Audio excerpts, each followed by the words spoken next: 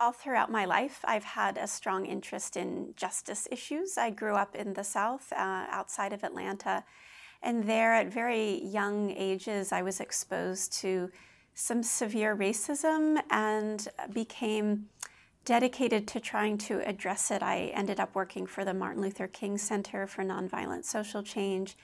I became very involved in my community, and the issue of justice and the fact that so many people don't have access to it was something that I was acutely aware, as well as aware of my own privilege and opportunities perhaps to do some things about it. That inspired me to go to law school. And when I went to law school, I had the honor of representing a young woman who was from West Africa, and she was fleeing a forced marriage where she would have been the fourth wife of a 45-year-old man at the age of 17. And she was fleeing female genital mutilation, a very life-threatening cultural practice that several of her cousins had died from. And she entered the U.S. immigration system because she was honest. Having fled here, she passed off her passport to the immigration authorities and said, "This is not mine, but I have fled for my life under these circumstances." And as a result, as a 17-year-old whose only crime was to flee violence and to want justice, she was placed in our immigration detention center and then also spent many months in maximum security prison with American convicted felons. And during that time as a law student, I represented her. I argued her case before the immigration judge.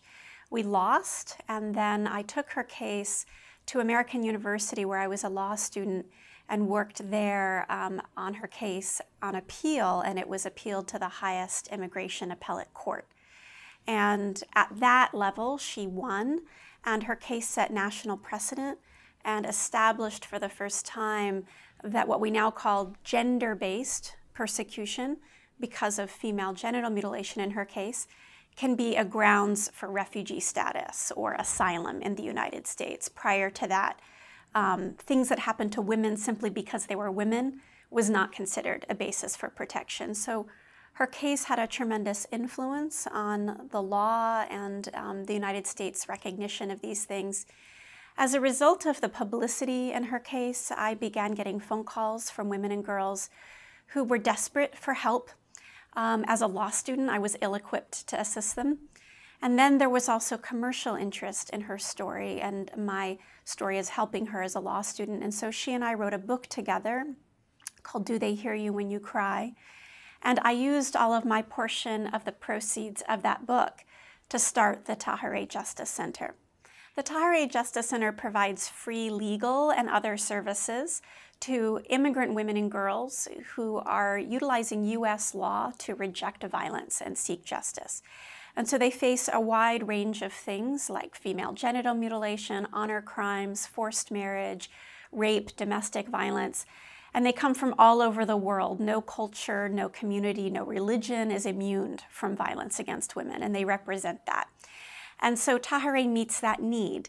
The women who come to us are desperate in the moment they come, but they're incredibly courageous and heroic women.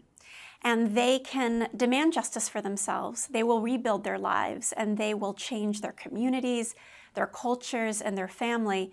But in that moment when they've rejected violence, and in that moment when they've come to us, they need a lawyer and they need a helping hand. And so that's what we do. We support them with legal services that are free. We help them access justice, and we help them rebuild their lives because, of course, justice is only found partially in the courtroom. There's a lot of other stuff that goes into it, and so we also support them with psychology, therapy, medical services, emergency housing, job skills training, and that kind of thing.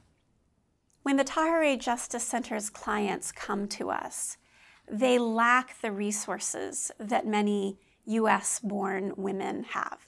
They are statutorily ineligible for legal aid in the same way that U.S. citizens have access to it. Their lack of English may make our already foreign culture and laws even less accessible to them. They often lack a network of family and friends and financial resources, and so they're extremely vulnerable, and we help meet that need by providing free legal services.